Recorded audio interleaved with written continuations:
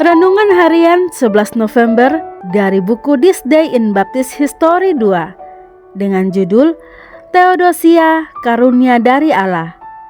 Nats yang diambil Mazmur pasal 119 ayat 49 sampai 56.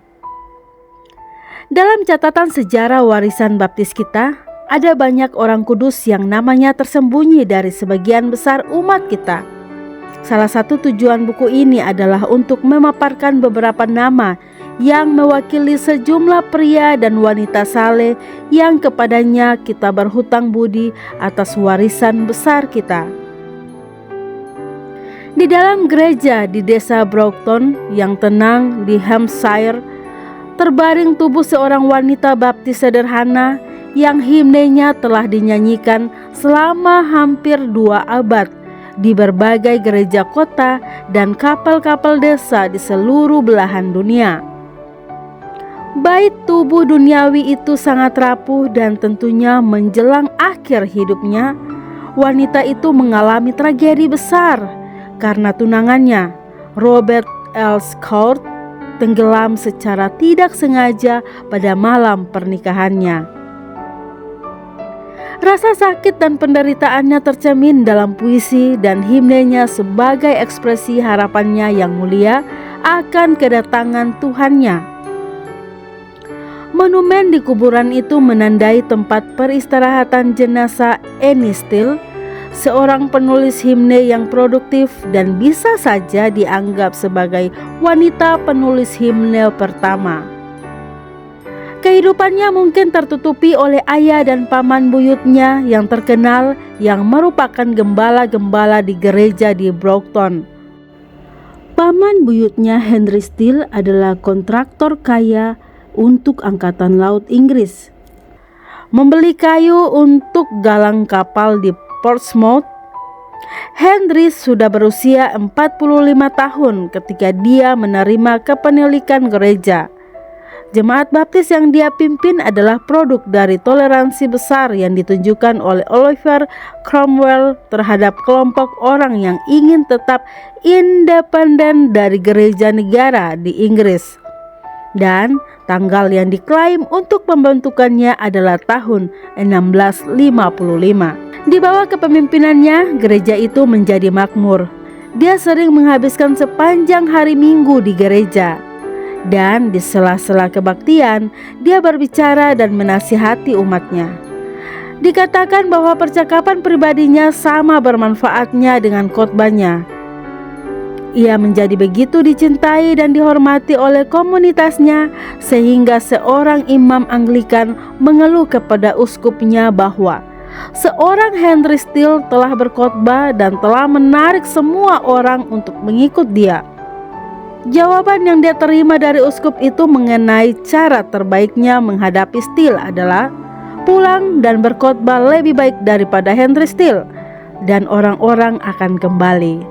Ketika Henry Steele meninggal pada tahun 1739 pada usia 85 tahun, setelah 40 tahun menjadi gembala gereja, keponakannya William Steele menggantikannya. Seperti pamannya, dia adalah orang yang sangat saleh, memiliki kemampuan pelayanan yang luar biasa dan sejahtera secara materi.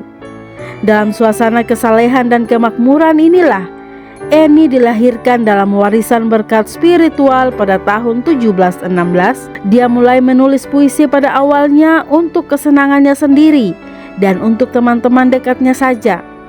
Tetapi pada tahun 1757, dia dibujuk untuk mengizinkan beberapa puisi tulisannya untuk diterbitkan. Sampai dengan tahun 1760, 2 jilid karyanya sudah tersedia bagi publik. Puisi tentang subjek-subjek yang terutama devosional dan dengan nama pena Theodosia, Karunia dari Allah.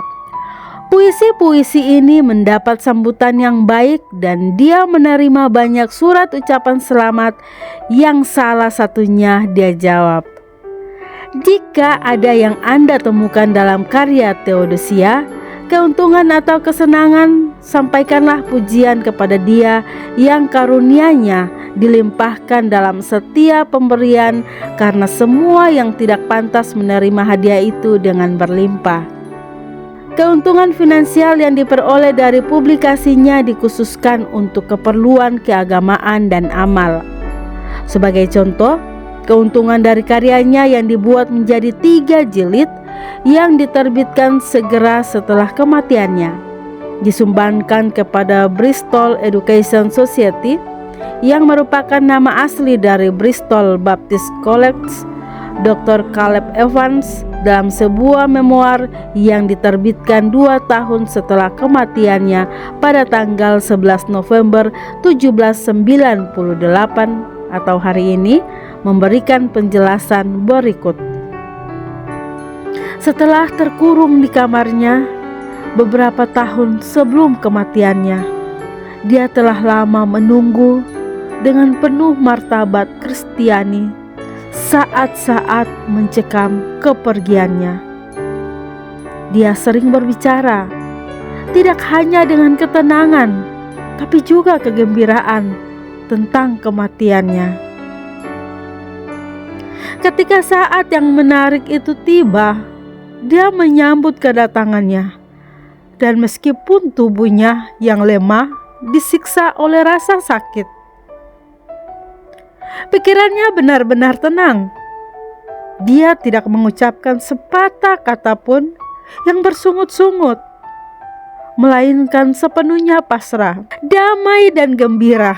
Dia berpamitan dengan penuh kasih sayang dari teman-temannya yang menangis di sekelilingnya.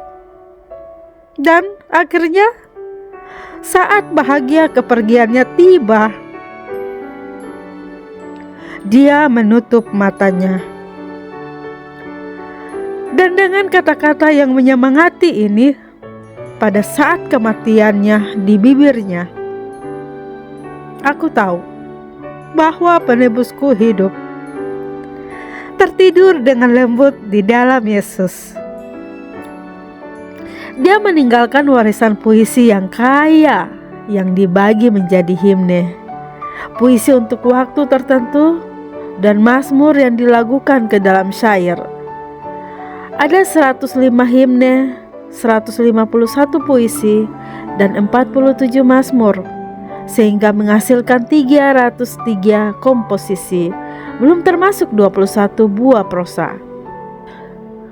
Seorang menulis kesaksian tentang pengaruh Annie Steele yang kemudian kami kutip sebagai berikut. Dia tidak mendirikan gereja apapun, tidak membangun kapel, tidak melakukan misi ke luar negeri. Dia hanya menulis beberapa lagu pujian yang paling manis. Kegunaannya telah jauh melebihi ketenarannya. Dia memberikan pengaruh di tempat-tempat yang tidak mengenal dia sama sekali. Dia melayani banyak orang yang sakit. Dia menyediakan lagu dalam banyak penderitaan malam.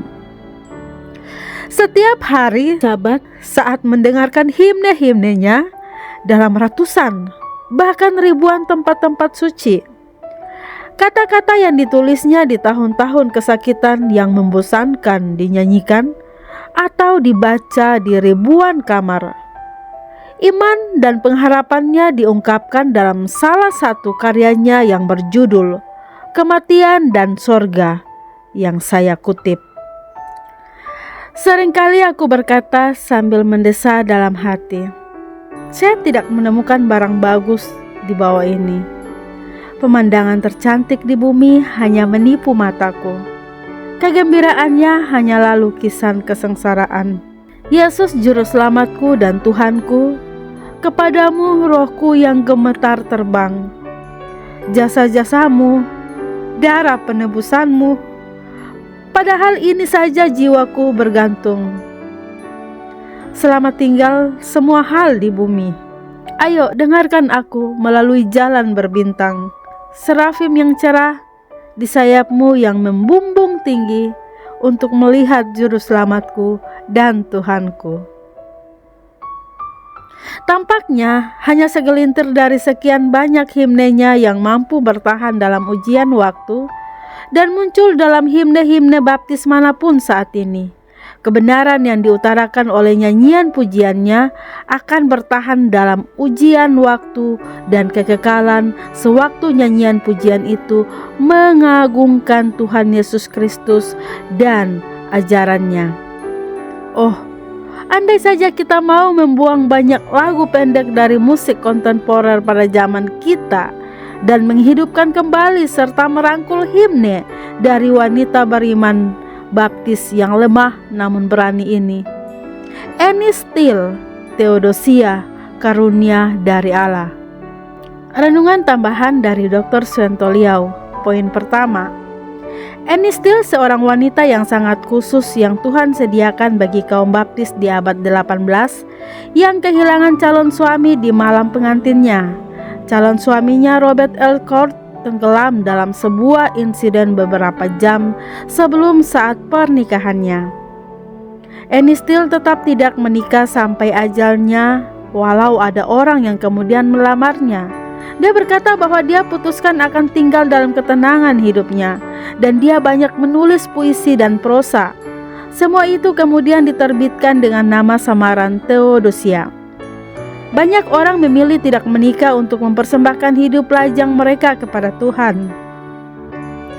Dan mereka sangat produktif karena tidak disibukkan oleh urusan keluarga. Apakah Anda salah satunya? Bersukacitalah di dalam Tuhan. Poin kedua, Henry Steele, pamannya Annie Steele, rupanya adalah seorang gembala yang hebat. Sangat berhasil dalam pelayanan pengembalaannya.